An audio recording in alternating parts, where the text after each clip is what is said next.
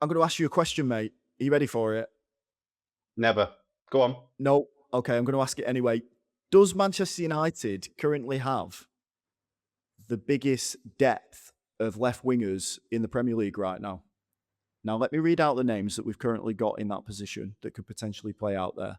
We've got Matheus Cunha, Bruno Fernandes at a push. We Mm. got Patrick Dorgu, Noah Ajayi, JJ Gabriel, and we've just signed. We was trying to work out how to pronounce his name. Tynan Thompson from Yeah. from Spurs for 4 million, and Shea Lacey, I guess, is another one that can play there. Mm.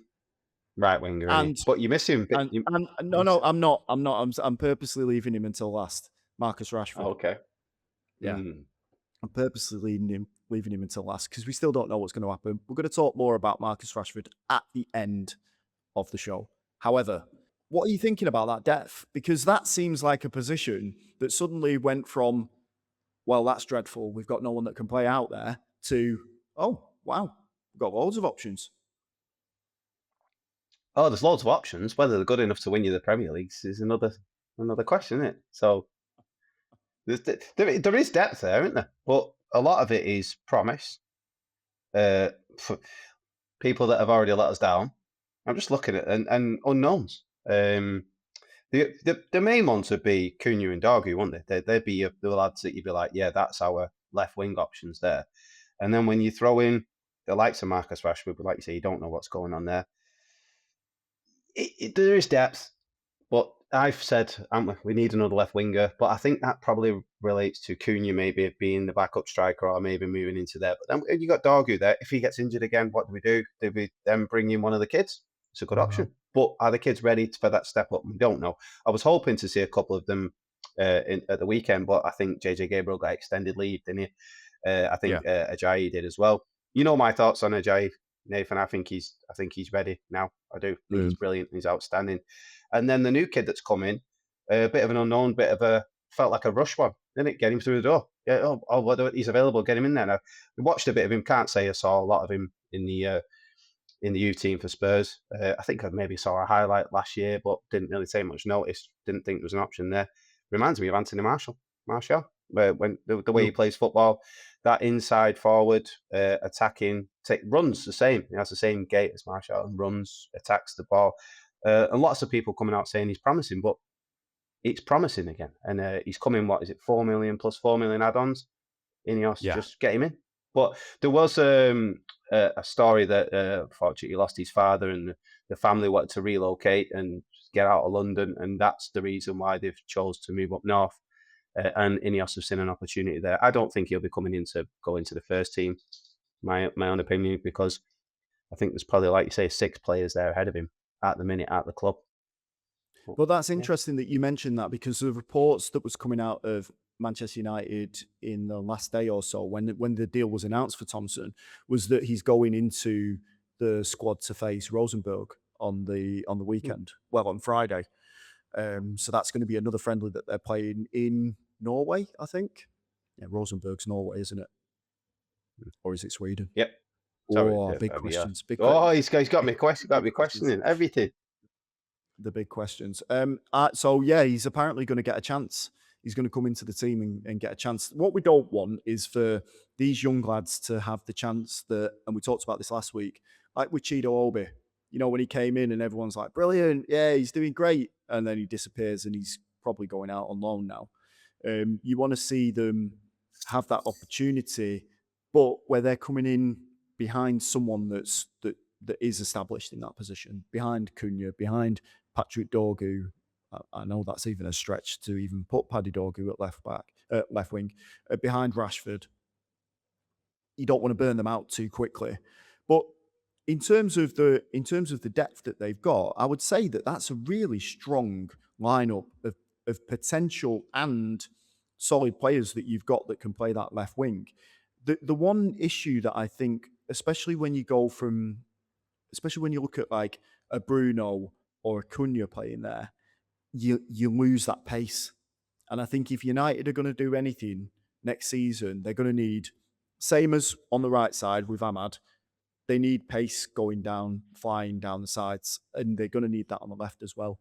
Rashford had a standout game against France. I know they were basically, it was like an all-star game. It's like NBA all-star game where both sides couldn't be bothered anymore. Not much tracking back, and just shoot from anywhere like Declan Rice. But Rashford had a decent game, and he looked quick. He looked like he was taking advantage of the action that was in front of him. Maybe it was to get a move. I don't know. Again, we'll talk about that later.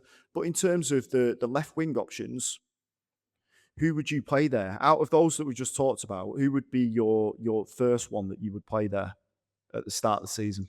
I think it's Cunha's position to lose, isn't it? So there was a few times last year when he got dropped for Dorgu, and then Cunha came on and he made was it the Arsenal game.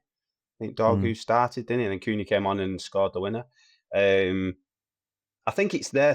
Those two are the main lads there. But then when you throw in, what do you do with Marcus Rashford then? And then what? How many times do you give JJ Gabriel a game? How many times do you give does Ajayi get a game as well? So I know what you're saying. It looks like there's seven lads there that could do a job. Probably only two or three could do a job in the Premier League or in the mm, Champions League, and that's the standard we're looking at. But now you're looking at, do these kids all get in each other's way for the mm, path towards the first team football? And does that frustrate some of them? If you're JJ Gabriel now and you say, well, I've already had a Jay, I've had to try and get out the first team, and they did actually move JJ Gabriel to a false nine to play the pair of mm. them. Now you've got this other lad coming in who, no doubt, he's talented, really, really talented, obviously by the reports and when you look at him.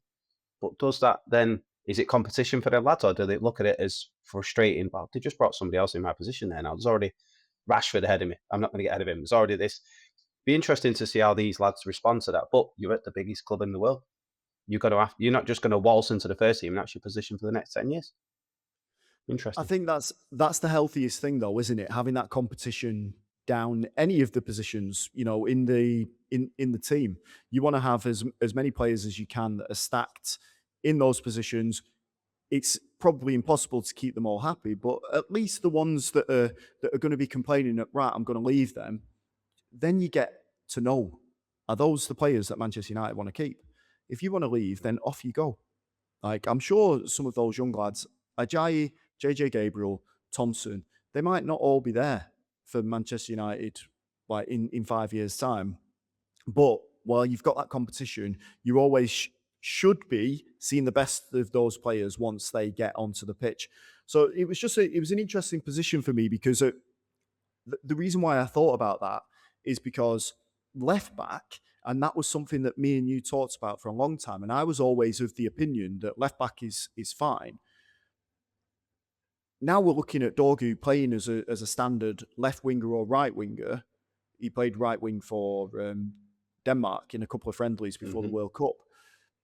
It looks like Lewis Hall is the one that they're definitely going to go all in on. So you need someone, Lewis Hall, then another person in front of them, and it's all to play for. So I just think that left wing position, probably the strongest that Manchester United have got currently in terms of positions, in terms of being stacked, and then the rest of the team.